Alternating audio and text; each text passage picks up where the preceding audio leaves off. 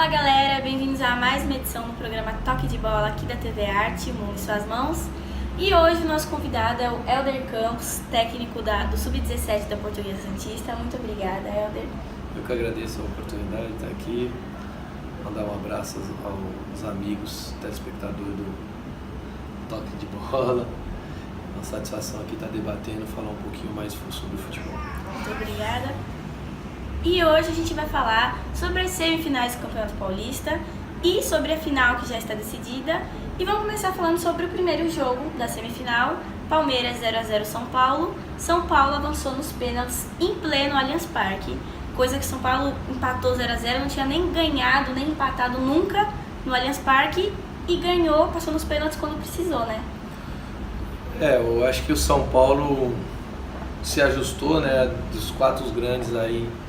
É o time que surpreendeu, além, claro, acho que na outra semifinal entre Santos e Corinthians havia um equilíbrio muito grande, mas entre a força se esperava o Palmeiras na final, e infelizmente ou felizmente o futebol é gostoso por causa disso, que as duas surpresas, né, que se nós formos olhar aí são o Corinthians e o São Paulo disputando a final.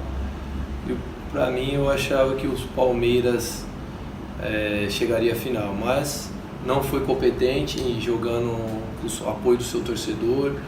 Acho que o VAR foi decisivo nesse, mais uma vez, né, polêmico, mas eu esperava que o Palmeiras passasse. Olha, acho que todo mundo esperava que o Palmeiras fosse finalista, justamente por ter um elenco no papel melhor que o time de São Paulo e também por fator jogar no Allianz Parque, coisa que o São Paulo achava que ia ser praticamente impossível sair com um empate ou uma vitória dentro do Allianz Parque, né? E o São Paulo avançou nos pênaltis com o Thiago Volpi sendo herói, né? O torcedor de São Paulo agora pode-se dizer que tem um goleiro para disputa de pênaltis? Olha, acho que é um começo, né? O Thiago aí foi eficiente na disputa. Eu acho que com o decorrer do tempo ele pode, não vai suprir o ídolo que é o Rogério Ceni, o mito, né? Mas o São Paulo vem ao longo dos anos, após o Rogério Ceni ter saído, em busca de um novo goleiro, né? Que possa... E ele está vivendo um bom momento. Talvez, se o São Paulo for campeão e ele venha nos dois jogos aí finais fazer uma grande apresentação, pode estar ganhando, conquistando o torcedor de São Paulo. E agora falando um pouco sobre o jogo foi muito disputado, né? O Palmeiras tentou, pressionou o São Paulo também pressionou o Palmeiras, com 2 gols anulados pelo árbitro de vídeo, e foi um jogo assim, pra ver, muito bom, né?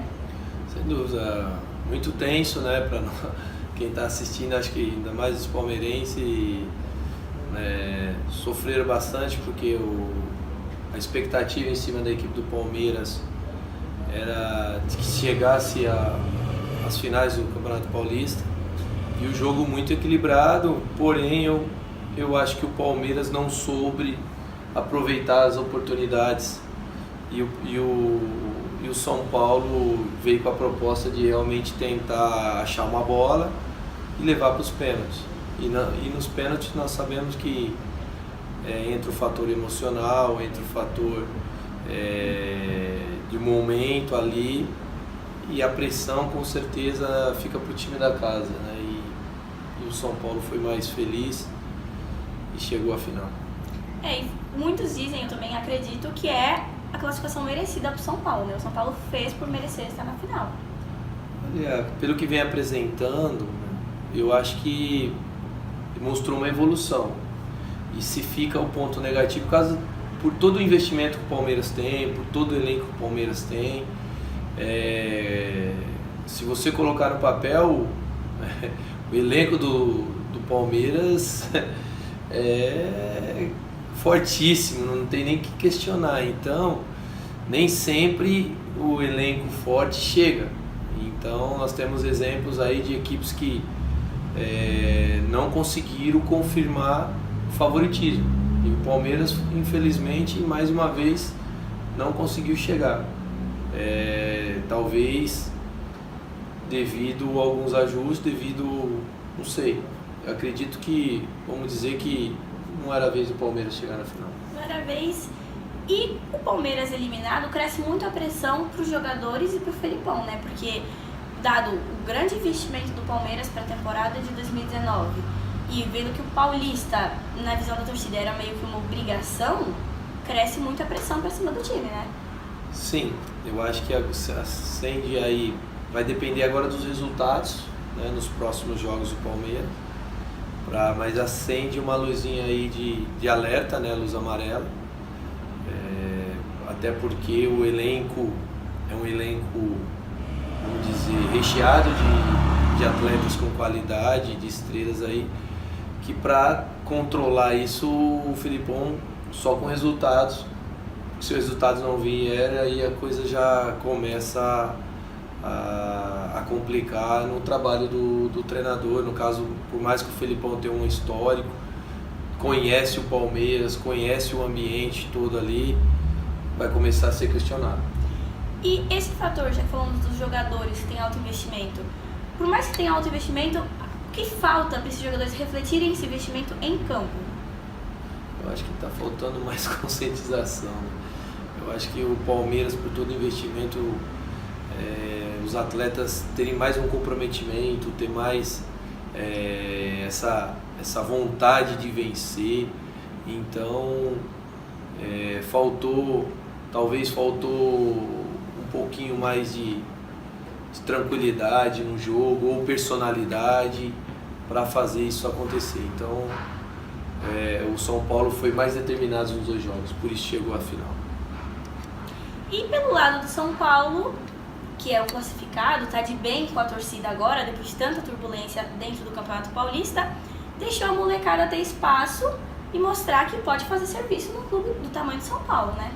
Eu acho que o São Paulo, por tudo que passou, conturbado, chegada do Mancini, que conseguiu dar uma cara nova à equipe do São Paulo, colocou essa garotada que estava pedindo passagem já, e aquilo que a gente estava conversando, talvez o Jardine não é que não tenha capacidade, mas ser um treinador novo não teria essa bagagem para bancar os novos e colocar os mais novos para jogar e tirar os mais velhos, mais experientes. E o Mancini conseguiu, e a garotada vem correspondendo, chega forte, por tudo que eles vêm mostrando agora. Eu acho que chega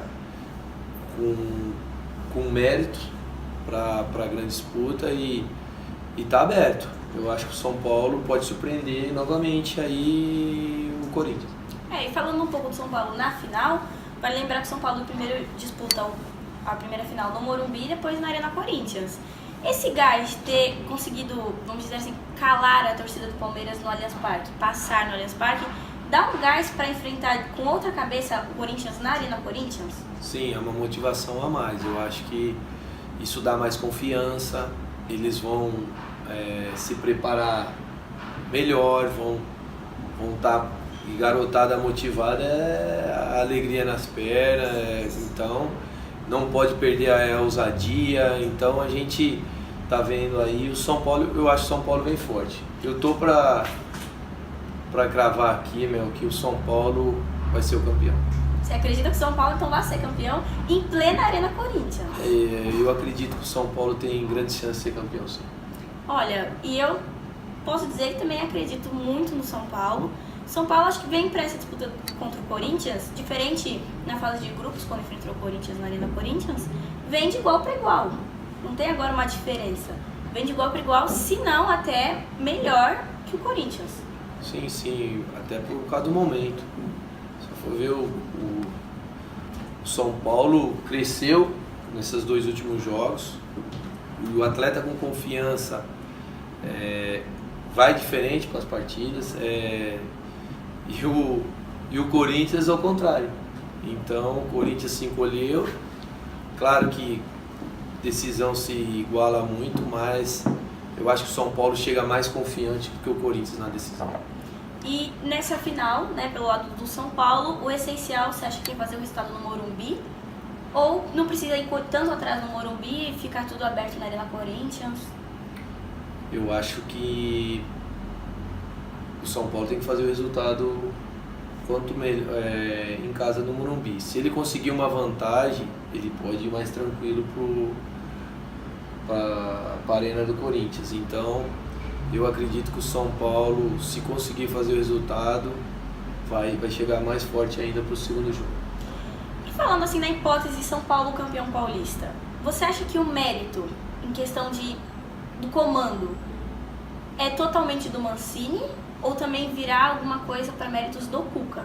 Que o Cuca vai pegar praticamente agora, né, o São Paulo? Para mim, eu acho que é o Mancini. Mérito do Mancini, porque foi ele que começou toda a reestruturação, foi ele que remodelou o jeito do São Paulo jogar. O Cuca tá chegando agora e já tá pegando o trabalho. Aí depois que acabar o Campeonato Paulista que nós vamos ver começar o trabalho do Cuca. Aí é uma outra coisa, agora é o Mancini. E falando também da hipótese São Paulo campeão paulista, meio que apaga os recentes vexames do clube, né? Eliminado de Libertadores, não conseguindo conquistar um título há muito tempo, ou não? Ainda acha que vai ficar faltando alguma coisa?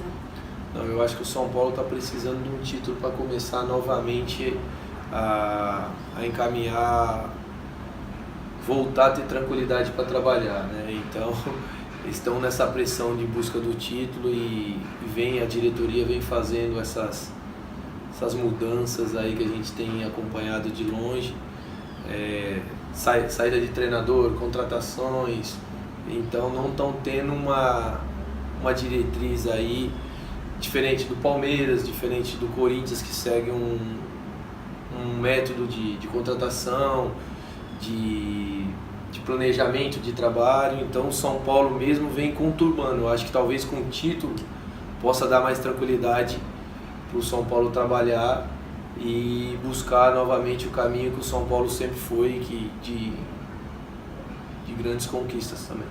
E também, se vier o título paulista para o São Paulo, alivia um pouco também a pressão em cima da torcida, né? Que a torcida a gente sabe que pega muito no pé do time de São Paulo. Com certeza, eu acho que alivia bastante e não tenho nem questionar, né? O resultado final, campeão, todo mundo alegre. E eu vou torcer para que o São Paulo possa voltar a ser campeão e para que eles possam trilhar, porque o São Paulo é grande também, e entre Corinthians e São Paulo nós vamos torcer para o São Paulo. Com certeza. E a única coisa que fica meio chata assim é a torcida única no clássico, né? A torcida dos Corinthians não pode no primeiro jogo e a torcida do São Paulo não pode no segundo jogo. Infelizmente isso é uma coisa que a federação já vem tomando essa atitude e eu acho que muito boa, porque já ocorreram muitos acidentes, até lamentáveis aí nos confrontos, mortes, né? Então a gente tem que ter essa precaução até para evitar.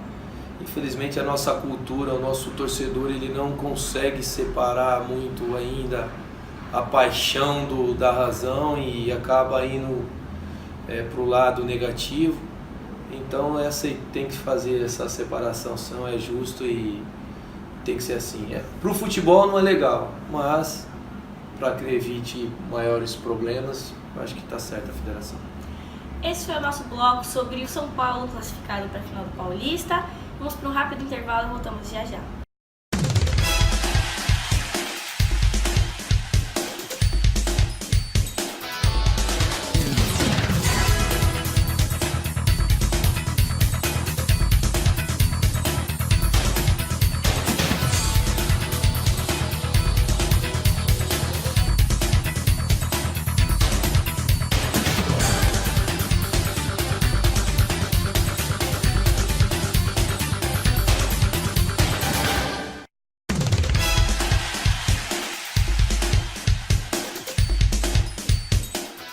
A população com a palavra. Competência e credibilidade com responsabilidade. Só com quem tem a seriedade em noticiar o que de fato a população necessita ouvir. Criando caso com Solange Dalbon.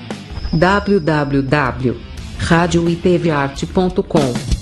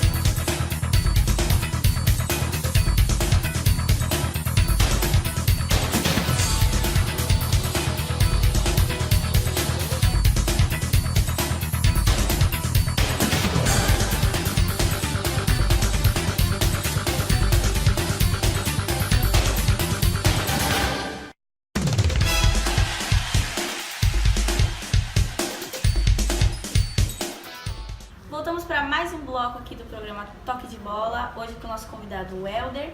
Muito obrigada novamente por você ter vindo aqui hoje. E a gente agora vai falar do Corinthians, mais uma vez classificado para o final do Campeonato Paulista. Corinthians que pode chegar à sua terceira conquista consecutiva do campeonato, né? Eu acho que o Corinthians surpreendeu nas duas semifinais aí. Esperava-se mais no segundo jogo. O Santos, eu acho que merecia ter chegado à final. Se tivesse feito o gol mais cedo, talvez a história seria outra. E nos pênaltis, o Corinthians está com mais tranquilidade, bateram bem. Infelizmente, o Santos ficou de fora. E o Corinthians vai buscar aí, acho que o terceiro título. Mas acho que o São Paulo vem forte e o Corinthians aí, se não abrir o olho do jeito que está, é capaz de não conquistar o terceiro título. E essa classificação do Corinthians para a final do Campeonato Paulista rendeu muita provocação do estagiário, do perfil oficial do Corinthians, porque vale lembrar que antes de acontecerem as semifinais, o presidente do Santos soltou um áudio meio dizendo que provocando o time do Corinthians, e o Corinthians meio que respondeu classificado, né? Coisas do futebol. Coisas do futebol, mas o presidente do Santos, ele tá querendo, não sei se você lembra, não é da sua época, mas eu quando era mais novo chamava um tal de Vicente Mateus. Eu acho que o Pérez está querendo seguir o caminho do Vicente Mateus e começa a soltar umas aí que não dá. Eu acho que é melhor ele coordenar, fazer a parte da gestão que é melhor. E hoje a gente sabe que essa parte motivacional acontece, né? A gente vive, eu como atleta, nós tivemos uma oportunidade em 1997 contra o Santos e Corinthians, perdemos o jogo clássico no Campeonato Paulista e na ocasião Mirandinha, Túlio ganhou o jogo, jogaram a rede, fizeram, e no jogo de volta até o Vanderlei na época mostrou, fez a motivação e os caras não jogaram, tanto é que o Mirandinha saiu de maca. Então existe essa motivação, então tá certo que ele provocou, agora tem que, o torcedor tem esse direito, Mas eu acho que no momento de decisão, de jogos importantes, você tem que evitar. Muitos falam que não, é legal do futebol, mas hoje infelizmente você tem que evitar. Ou então você aguenta as provocações depois. E falando um pouco do jogo, o Corinthians covarde no jogo inteiro, gente. Isso que as estatísticas do jogo mostram. O Corinthians não teve nenhum escanteio, somente 3 chutes a gol. Então, por isso que muitos falam que o Santos merecia a classificação e também, pra mim, eu acho que merecia estar na final. Eu vou dizer, a atitude do Corinthians foi de time pequeno, né? Que a gente considera exatamente abriu mão de jogar, né? E foi um domínio total. Talvez se o Santos tivesse um pouquinho mais de tranquilidade e o gol saísse um pouco mais cedo, acho que o Corinthians não ia aguentar a pressão e o Santos com certeza ia chegar. Mas é o que eu falo, são jogadores acostumados com decisões e na hora do pênalti bateram muito bem o pênalti, o emocional não afetou o Corinthians, por mais que tivesse mais de 37 mil torcedores no Pacaembu, Santista, eles conseguiram sair com a classificação. Mas é o que eu falo, eu acho que agora 50% aí para cada um no clássico, na decisão, mas com o São Paulo bem mais motivado, com acho que uma ligeira vantagem aí, acho que chega bem mais forte que o Corinthians nesse momento. E até depois do jogo, o André Sanches deu a coletiva falando que não teve comemoração no vestiário, que foi cobrança pela falta, né, pelo tipo de futebol que o Corinthians apresentou, né? Não pode, eu acho que se tratando da tradição,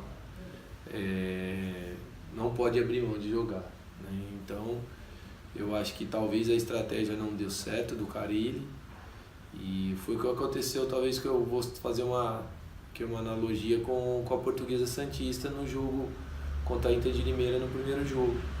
A Portuguesa não jogou e depois no jogo de volta sofreu.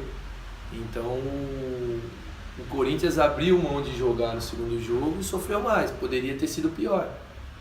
Infelizmente o Santos não conseguiu passar e que a gente esperava por tudo aquilo que estava apresentando dentro de campo, mas o futebol é isso, né? As 2 semifinais, os 2 favoritos, se for dizer, ficaram fora. E nos pênaltis, 2 bolas, né, na trave, não chegou nem o Cássio defender, mas você acha que nos pênaltis o Cássio meio que bota medo no time adversário para bater? Tanto o Cássio como o Vanderlei, né? E aí tem o Everson ainda ali no Santos. Eu acho que é o que eu falo, o momento com certeza ele bate medo, põe medo. E são 2 grandes goleiros, o Cássio acostumado com essas decisões. E é o que eu falei, os atletas bateram muito bem. Você vê que não foi chute fraco, né? Foram chutes fortes, colocaram realmente para não dar chance aos goleiros. Infelizmente, alguém ia ter que errar, né? E foi do lado do Santos, o Vitor Ferraz bateu, vamos dizer que bateu bem, né? Porque bater bem é fazer o gol. Mas foi na trave e o Corinthians está na final. E muita pressão também em cima do menino Caio Jorge, né? Que foi bater o pênalti e errou. Muitos santistas falaram que não tinha que ter colocado o menino para bater pênalti numa decisão, contra um dos maiores rivais. Mas você acha que não tinha que ter isso, que o menino tem que já assumir responsabilidades? Ou você acha que o fator dele ser um menino jovem influencia também?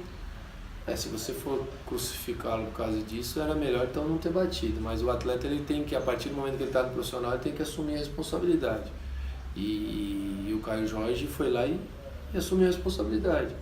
Poderia ter feito, infelizmente não aconteceu. Não foi ali que foi o fator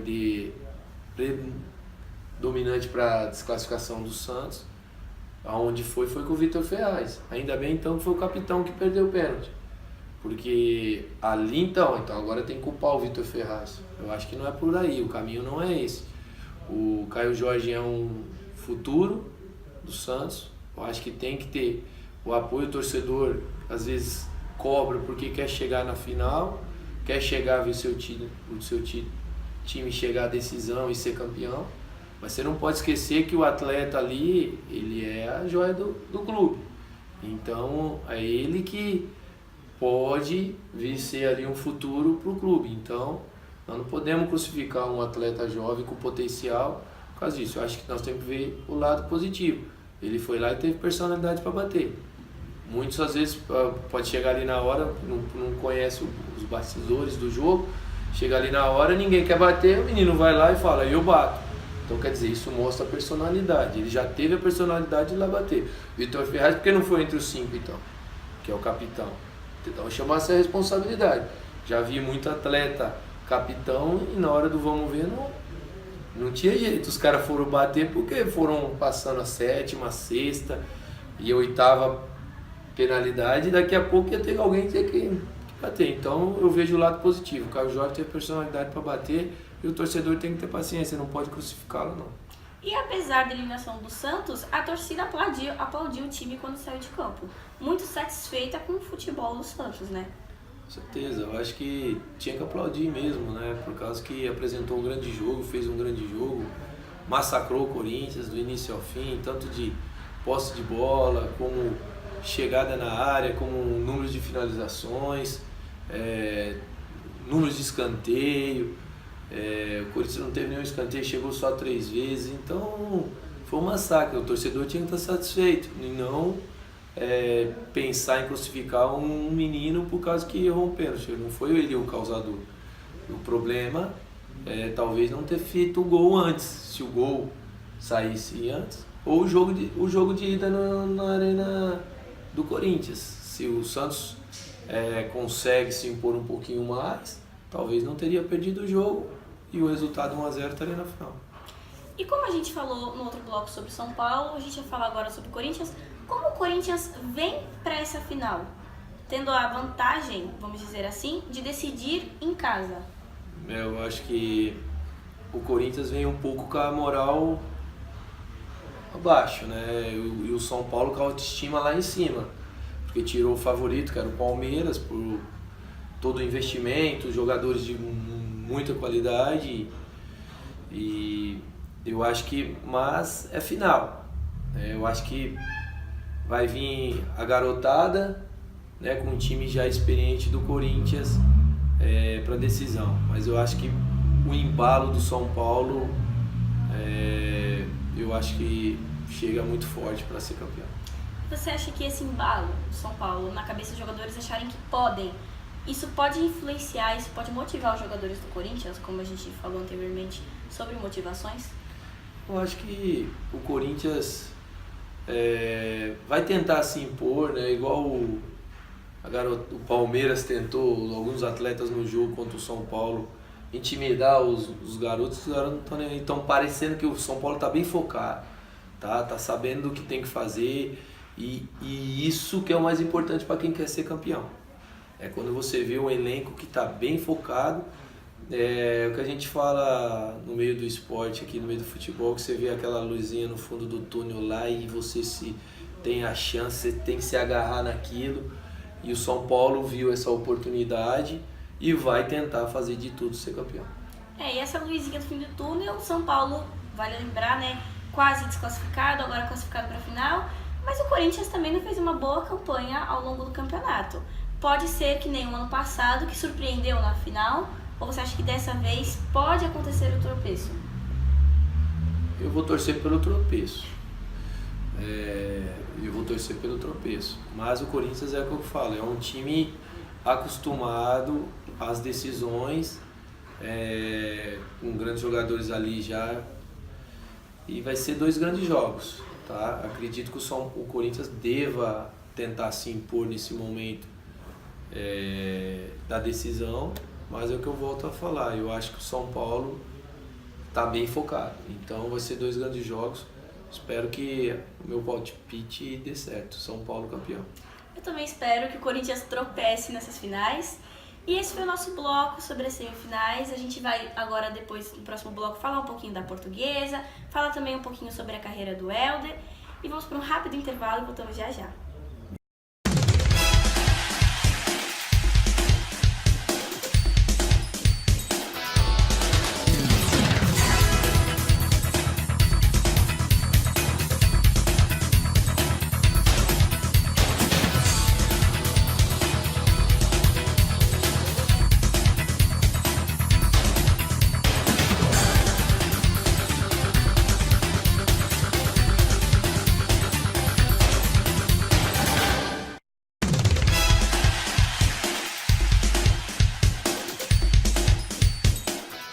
A população com a palavra. Competência e credibilidade com responsabilidade. Só com quem tem a seriedade em noticiar o que de fato a população necessita ouvir. Criando caso com Solange Dalbon. www.radioitvarte.com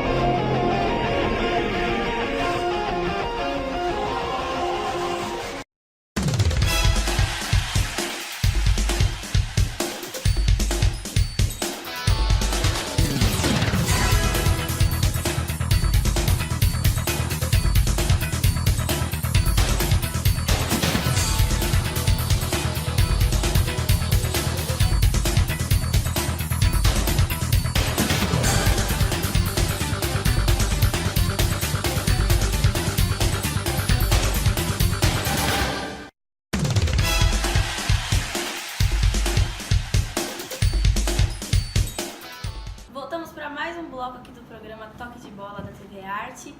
E esse bloco vamos falar um pouco sobre, infelizmente, a eliminação da Briosa Portuguesa Santista do Paulistão A2. Foi triste, né? Lamentável a saída da Portuguesa, da Briosa. 2 jogos aí, uma baita campanha na Série A2, primeira vez que após o acesso fez uma bela campanha, o Sérgio Guedes, excelente trabalho junto com os atletas aí, mas agora na fase do mata-mata, 2 jogos, 180 minutos, a Portuguesa não conseguiu repetir o que ela fez na primeira fase e acabou ficando fora.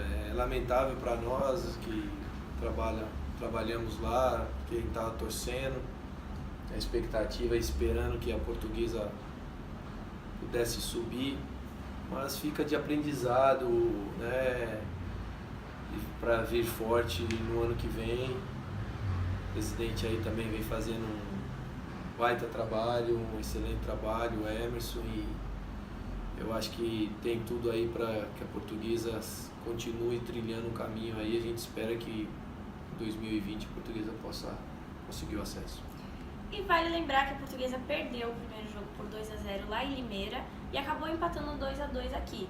Então, meio que a Portuguesa teve uma outra postura, né, nesse jogo, tentou, buscou o gol, acabou saindo atrás do placar aqui no Urico, foi atrás do empate para ir no segundo tempo tentar fazer os gols, mas pagou pelo pato lá em Limeira, né?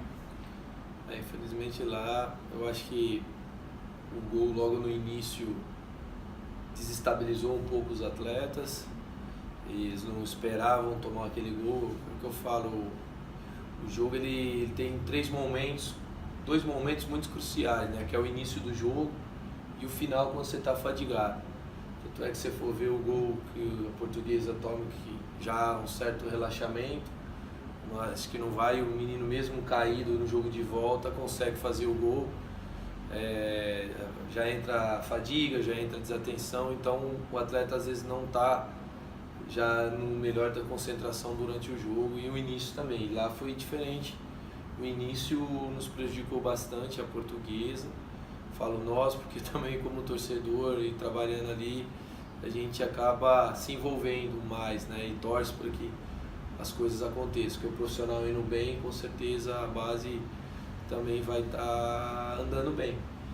E foi isso que aconteceu. Infelizmente, surpreendidos, não conseguiu reverter, fazer um gol lá. E no jogo de volta, a Inter achou o gol. E a Portuguesa conseguiu, mas não teve as forças aí suficiente para passar para a próxima fase. O torcedor apoiou, incentivou, mas fica aí o aprendizado para esse ano.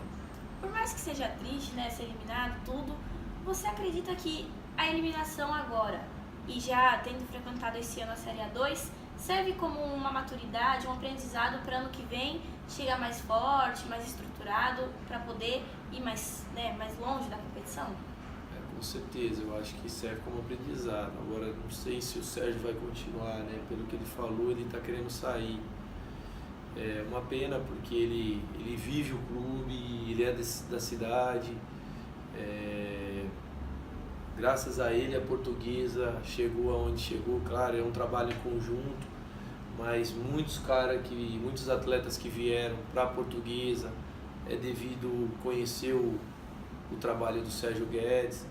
Então a gente espera que no fundo mesmo dê tudo certo, e que se o Sérgio Guedes não vier, que venha uma pessoa que tenha o perfil, que conheça, saiba como, porque a Portuguesa ela tem tradição, ela é forte, então a gente espera que para que o aprendizado desse ano possa dar frutos no ano seguinte, 2020. E a torcida apoiou, como você disse, teve um público razoável no Urico, o torcedor foi lá, fez a sua parte, e o time também fez, né? O time se apresentou bem no jogo. Se apresentou bem em busca do resultado, né, meu? Eu acho que o resultado não foi aquilo que esperava. Não tinha outra alternativa a não ser você buscar o jogo, a você tentar o resultado, porque só a vitória interessava a Portuguesa. E foi surpreendido novamente, numa jogada lá o zagueiro desceu e fez o gol. Mas teve forças para recuperar, né? E no momento que poderia ter uma chance ou outra, no final do jogo acabou sendo liquidado um momento lá de desatenção junto do goleiro e o defensor ficou de fora. É o que eu falo, mata-mata são dois jogos que quem quer mais consegue chegar ao objetivo. A Portuguesa passou aí acho que 15 jogos, acho que só perdeu 1 ou 2 jogos, e todos os adversários ele foi superou os adversários, e agora no mata-mata não conseguiu fazer o que ele mais fez na primeira fase, que era a vitória em casa, e não perder fora. Difícil a Portuguesa ser derrotada na primeira fase, então a expectativa era muito grande. Porém, não deu certo, e no mata-mata não conseguiu repetir os jogos da primeira fase. Você acha que a junção do perder o primeiro jogo em casa, você acha que mexe um pouco no psicológico? Os atletas se cobram mais e, consequentemente, chegam mais nervosos pro jogo? Isso reflete? Não é que é nervoso, né? Chegam nervosos. É que o resultado 2-0, ele te dá uma tranquilidade maior, porque você sabe que você pode. 1-0 você não pode, já não é um resultado muito tranquilo, porque qualquer momento você pode tomar um gol. 2-0 ainda te dá uma certeza que não precisa mudar tanto. E a gente sabia que a Inter ia vir numa retranca, ia vir com o sistema fechado, procurando uma bola ou outra, e foi o que aconteceu. Portuguesa saindo, tendo que impor o ritmo, propor o jogo, ela ia abrir espaços. Quando você joga em casa, quando você toma as ações, você vai dar espaço. Porém, o adversário com essa proposta fica mais difícil, você sabendo, e eles conseguiram achar o gol, né? Então, logo no início, fica difícil. Então, esses dois confrontos assim, é o que eu falo, o resultado 2-0 te dá uma tranquilidade, e o time que tem, claro que vai passando o tempo, a pressão aumenta, você não sai o gol, você tem que, então começa a correr contra tudo isso. E por mais que a Portuguesa fosse decidir a vaga em casa, você acredita que teve um comodismo de pensar, não, vamos decidir em casa, então se segurar mais no primeiro jogo? Olha, eu pensei nisso. No próximo, quando saiu para jogar, quando eu vi a atitude, talvez vamos tentar levar o jogo para nossa casa. Como nós ganhamos na primeira fase aqui, nós podemos o empate e ganhar em casa. E aí foram surpreendidos. Então o relaxamento, talvez que a importância de você iniciar a partida concentrado e tentar fazer o resultado, poderia dar uma tranquilidade no jogo de volta, mas não foi. Eu acho que teve um relaxamento, não por parte da comissão, os atletas, talvez no seu inconsciente. Talvez os atletas queriam fazer o jogo, mas a gente vamos entrar aqui para decidir em casa. E jogo de mata-mata não pode jogar só o jogo de volta. Você acredita também, seguindo essa linha de raciocínio, isso que mais atrapalha os times hoje em dia em mata-mata? Jogar o jogo só de volta? Pensar que falar, não, como a gente tem a vantagem de decidir em casa, vamos tentar segurar um empate. Jogar por um empate. Esse é um risco que você corre quando você vai com esse pensamento. Porque nem sempre dá certo. Às vezes você consegue atingir o objetivo. Eu acho que o ideal seria você tentar se impor logo no primeiro jogo. Eu já tive experiência como atleta e em alguns grupos que no mata-mata nós íamos não só para defender.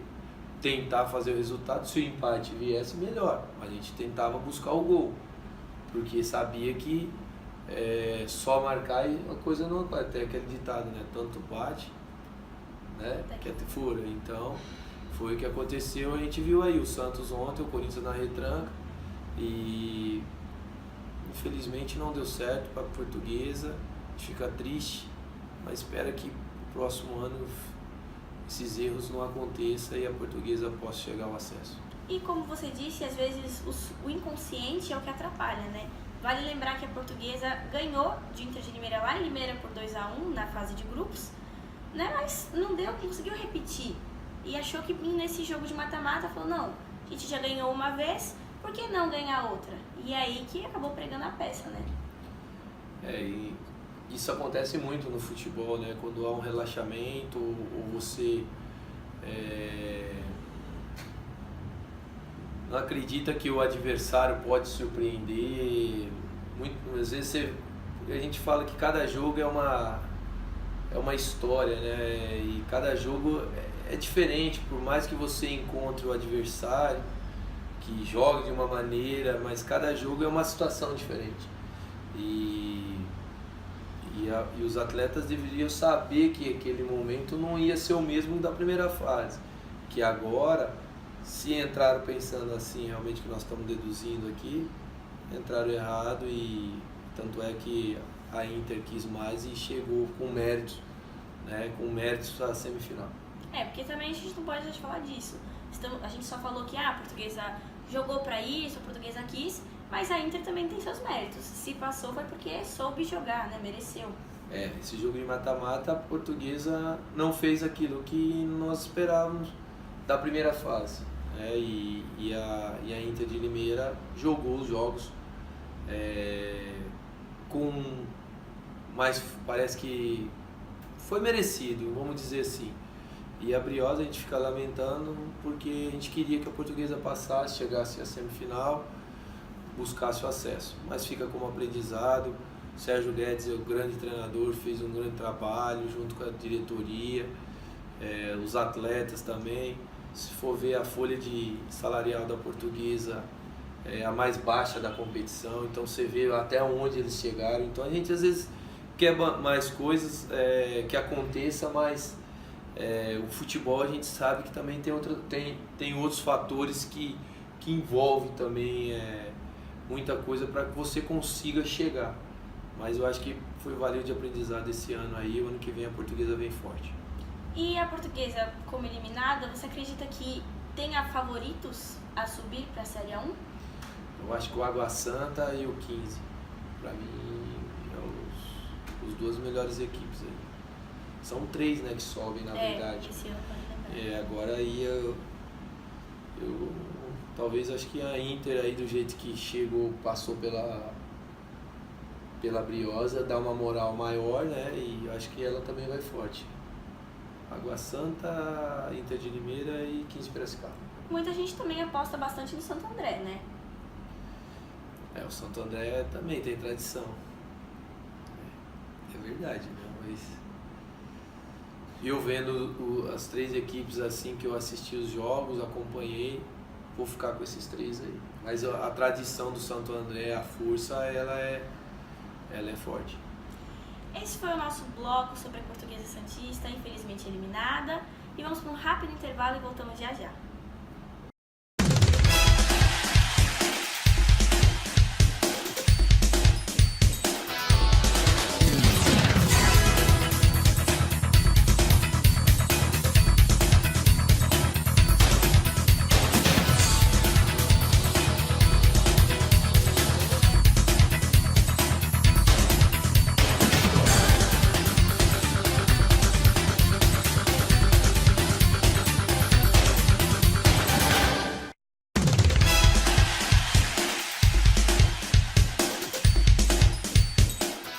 A população com a palavra. Competência e credibilidade com responsabilidade.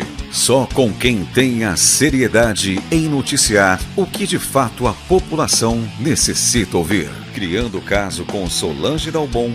www.radioitvarte.com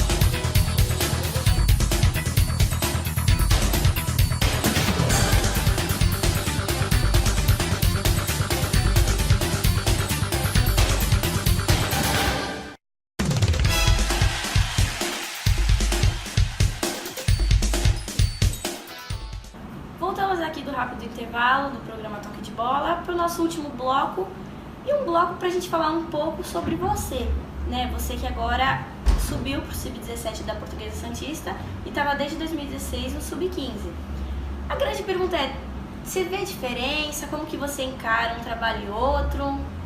Olha, Mel, é um grande desafio, porque há 4 anos no Sub-15, você sendo promovido agora ao Sub-17, uma nova categoria, muda muito o perfil. Por mais que você tenha trabalhado com alguns atletas, com a maioria dos atletas agora do Sub-17, no Sub-15, é um outro estágio, o campeonato é totalmente diferente, é uma categoria onde exige muito a força, os meninos estão... os hormônios lá em cima, então a força predomina. É uma categoria onde você começa a funilar mesmo na formação os atletas que irão chegar ao profissional. Então está sendo um aprendizado, um desafio para mim como um aprendizado. Espero poder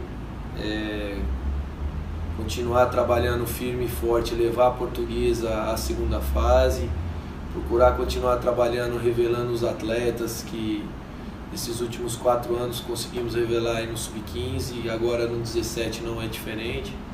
Então é um desafio, trabalhar muito.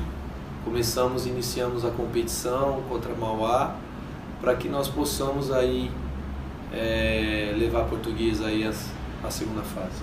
E você que começou com estreia, né? O time da Sub-17 em cima do Mauá por 1-0. Foi um jogo difícil, estreia um pouco tensa, né? Os atletas corresponderam bem dentro da estratégia que nós propomos a eles durante a semana, a preparação, e eles foram bem, fizeram aquilo que desenvolvemos e estão de parabéns porque conseguiram concluir aquilo que a gente tinha planejado. Acho que é continuar trabalhando com o pé no chão, a humildade ainda, temos muito a evoluir, só foram 3 semanas de trabalho, pouco tempo da minha transição do 15 para o 17, mas conseguimos correr contra o tempo aí e deixar a equipe preparada aí para a estreia. Agora nós folgamos nessa rodada, a segunda rodada, e só retornamos contra o São Bernardo, jogo de fora de casa. Então é trabalhar, temos 2 semanas aí, mais 10 sessões de treinos, para que a garotada possa estar melhor preparada para o segundo jogo. E você prepara a garotada diferente quando é um jogo em casa e um jogo fora? Depende, eu divido a preparação em 3 fases, tá? A pré-temporada, né, que a preparação é a seletiva de atletas, é a montagem do elenco, a pré-competição, que você está próximo, e depois a competição. Quando você entra na fase da competição, você começa a preparar, claro que você tem o seu modelo de jogo, aquilo que tem a metodologia que é para desenvolver, mas você também tem que preparar a equipe de forma como o adversário você vai enfrentar. Então eu procuro, dentro do planejamento, as nossas sessões de treino, ela é voltada para isso. Dentro do nosso modelo de jogo, mas também sabendo como o adversário vai nos enfrentar. Então você estimula a garotada nesse ritmo para que chegue no jogo e não seja surpreendido. E tem dado certo, a gente continua o trabalho. Claro que tem alguns fatores que a gente também costuma utilizar, que é o acompanhamento da psicologia do esporte, com palestras, com conversas, com vídeos motivacionais para que desperte isso nos atletas, que é muito importante. Eu acho que tem o físico, mas o emocional é importantíssimo. Então a gente trabalha muito em conjunto com a psicologia do esporte, e eu gosto muito de trabalhar com isso, com a psicologia, para que a gente possa extrair o máximo do atleta. E é mais ou menos assim que a gente trabalha, e eu trabalho assim na Portuguesa. E você também que faz um trabalho, né, no futebol lá no Clube dos Ingleses. Na escolinha, no Clube dos Ingleses, e no tênis clube também, no futsal. As 2 coisas que eu falo, é diferente da Portuguesa, porque a Portuguesa você é o alto rendimento. Na escolinha você está formando o cidadão, mostrando o caminho para que o aluno queira seguir. Já na Portuguesa é um caminho, mas só que as 2 coisas andam juntas. Se for analisar, você também está lidando com formação, tanto na Portuguesa como na escolinha. Então na escolinha nós procuramos desenvolver estratégia para que o atleta, o aluno aprenda, evolua. Nós temos palestras com ex-atletas para mostrar o caminho, como que é a vida de um atleta, para mostrar o perfil que se é aquilo que ele quer seguir. Então isso é muito importante. Eu acho que na formação da escola e no alto rendimento também não é diferente, tá? Só que aqui no alto rendimento você tem que ganhar. Aqui você está formando. Então, como exemplo, na escolinha, vamos dar um exemplo aqui, que o dia que eu vou trabalhar a marcação, a forma lúdica, nós colocamos um pega-pega, e aí dentro do pega-pega você mostra para os alunos qual que é a ação do pegador. né? Se no pega-pega eu tenho que ser rápido para pegar a pessoa. Então, um dia que eu vou trabalhar uma marcação, a gente começa na escolinha, a gente introduz o pega-pega e aí o menino já começa a ter ação sabendo que ele tem que pegar o menino, para ele pegar a bola do menino ele tem que ser rápido. Então você vai vendo que é uma forma meio pedagógica que a gente vai de forma lúdica desenvolvendo no aluno para que ele entenda como que funciona o jogo. É claro que tem uns que pegam mais rápido, querem ser atletas e aí você acaba eles mesmos pegando o caminho a seguir e outros que estão ali por lazer, mas a gente acaba formando o cidadão, que é o papel principal nosso como professor ou como treinador, é formar, juntar os valores na formação de cada um. E como você falou, tem uns que vão para se formar atletas e outros cidadão. Isso você acha que você agrupa junto e às vezes o cara que não está lá só por lazer acaba tornando um interesse de ser atleta? Sim, tem. Nós já temos casos, eu tenho um caso de meninos que chegaram com um estímulo de coordenação motora muito abaixo, que não foram estimulados, deveriam ser estimulados, vamos dizer, na escola ou em algum outro e chega. E você tem um ganho, já está comigo há 4 anos, e o pessoal ainda fala, pô, o que aconteceu, né? Foi questão de estímulo, só questão de estímulo. Então não é diferente. A aula, nós temos um método que o aluno quando chega na escolinha, ele já chega com aprendizado. Algum aprendizado ele teve. Só que nós, como professores, nosso método é estimular. Então ele tem que sair dali, se ele vai ser um atleta ou não, é igual uma escola. Quando você põe seu filho numa escola para aprender a ler, a escrever, não é chegar ali, rolar a bola e o menino vai jogar. Isso aí ele joga com os amiguinhos na escola, no amiguinho.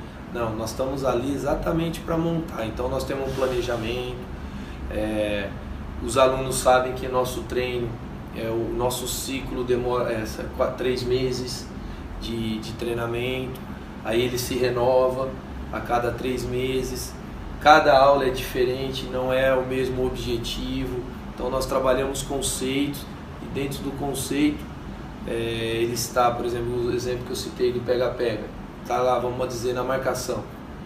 O dia que ele treinou a marcação individual, a marcação por zona, que são conceitos que acontecem no futebol no dia a dia do jogo, nós temos que estimular para ele saber o que você faz quando está sofrendo a marcação individual. Opa, estão marcando por zona, o que você tem que fazer com a marcação por zona? Então, para isso nós temos que criar estratégia. Por isso que nós desenvolvemos isso na escolinha. Para o aluno, quando ele chega de uma maneira, ele possa sair de outra maneira, sem esquecer dos valores. Então, nós temos dentro do ensinamento, por exemplo, o mês de março foi o mês da concentração. Então nós desenvolvemos, a gente conversa com eles uma vez por semana, falando da importância da concentração, e é muito legal isso, porque são crianças de 7, 8 anos, não estou falando de 15, tá? Estou falando de crianças de 7, 8 anos, que você interage com eles, nós estamos aprendendo, é muito legal, porque você também acaba aprendendo com eles. Mas você começa a conversar e você vê o feedback do aluno de 7, 8 anos, é impressionante. Esse foi o nosso programa. Primeiramente, quero agradecer muito a sua presença, você falar sobre os seus projetos aqui e comentar um pouco do futebol com a gente. Querer conhecer um pouquinho o nosso trabalho mais de perto, é só entrar em contato no Clube dos Ingleses, na secretaria ou no Tênis Clube também. Tem minha página lá, Elder Campos, esse é Elder Campos, quem quiser acompanhar também no Facebook, ver um pouquinho mais de perto, pode agendar uma aula experimental. Eu não sou muito bom de marketing, tá? Mas fico aguardando vocês. Muito obrigado, eu que agradeço, desejo sucesso, tá? No programa, estou à disposição para sempre que precisar debater um pouquinho de futebol. Um grande abraço a todos. Então, muito obrigada pela audiência de vocês. Essa foi mais uma edição do nosso programa Toque de Bola, aqui da TV Arte, O Mundo em Suas Mãos.